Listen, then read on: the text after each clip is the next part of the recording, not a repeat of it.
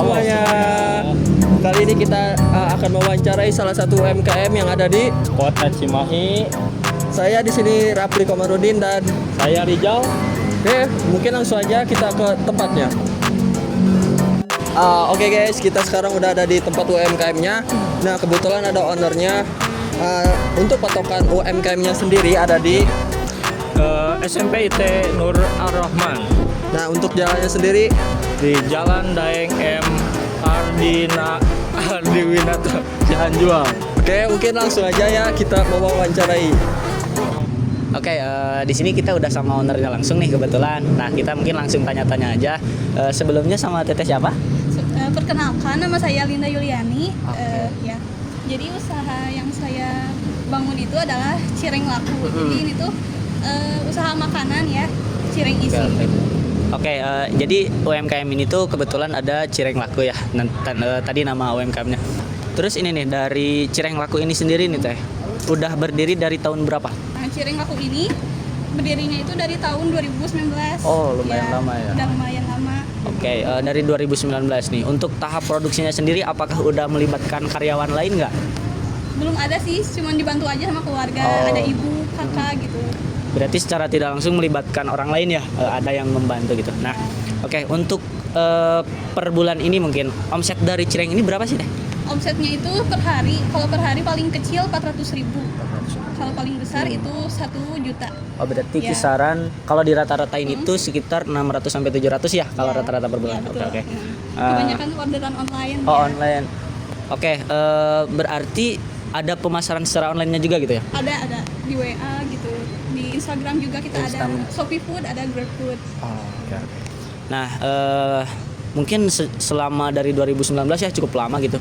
Ada nggak kayak pernah menganalisis pasar gitu, kayak memantau pasarnya itu seperti apa sih gitu? Memantau pasarnya, kita tuh yang jelas kita tuh setiap hari tuh jualan, mau laku tidak laku gitu. Jadi karena mencoba aja gitu. Siapa tahu kan rezeki itu kan tidak ada yang tahu. Iya, ya. betul ya. Jadi pasarnya tuh kita tuh anak sekolah. Karena kan kita di depan SMP. Iya. Anak sekolah, terus pegawai-pegawai di sini kan banyak juga ya. Ya udah gitu. Oke, berarti lebih cenderung ke anak-anak dan juga pegawai yang ada di sini gitu. Betul. Oke, terima kasih Teh. Mungkin ada beberapa pertanyaan lagi nih, tapi mau dilanjut sama rekan-rekan yang lain. Oke, kita langsung aja ke pertanyaan selanjutnya. Oke, mungkin Teh setelah teman saya bertanya, mungkin saya juga ada beberapa pertanyaan ya. Untuk 1 bulan sekarang atau ke depan gitu, ada nggak sih Teh targetan khususnya dalam penjualan Teteh, kayak misalkan dalam 1 bulan ini harus menghabiskan beberapa pieces gitu? Oh iya ada. Jadi kebetulan kita tuh akan nambah cabang baru ya di SMP 6. Ya, jadi ada 2 gerobak di sini sama di SMP 6. Nah, kalau misalnya di sini kita tuh menghabiskan rata-rata ya 100 pieces. Berarti kalau sama SMP 6 berarti jadi 200 pieces satu hari. Satu hari itu. Kita targetnya.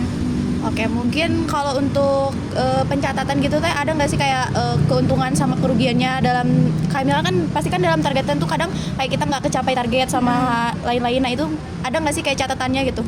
Oh iya ada. Jadi pertama kita tuh pertama kan harus tahu dulu HPP ya, Iya. harga pokok penjualan. Jadi kita catat semuanya tuh bahan-bahan yang digunakan, bahan baku, baik itu sama biaya tenaga kerja langsung gitu kan ada dihitung.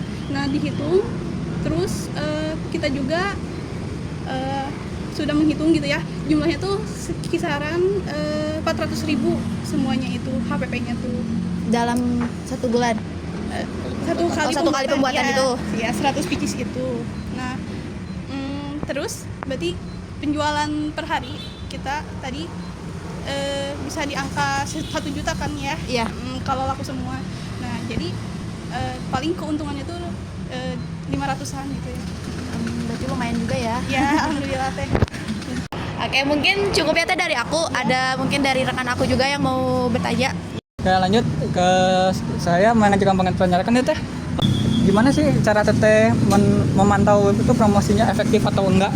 Oh ya dipantau aja gitu, kayak dari Shopee Food berapa biasanya pembeli. Biasanya jarang sih kalau Shopee Food, banyaknya tuh GoFood ya. Satu hari gitu rata-rata ya kayak 30 pieces pernah waktu itu. Terus kita juga memantau review ya di Google gitu. Kadang ada ulasan-ulasan orang, jadi kita tuh bisa memperbaiki dari kekurangan itu.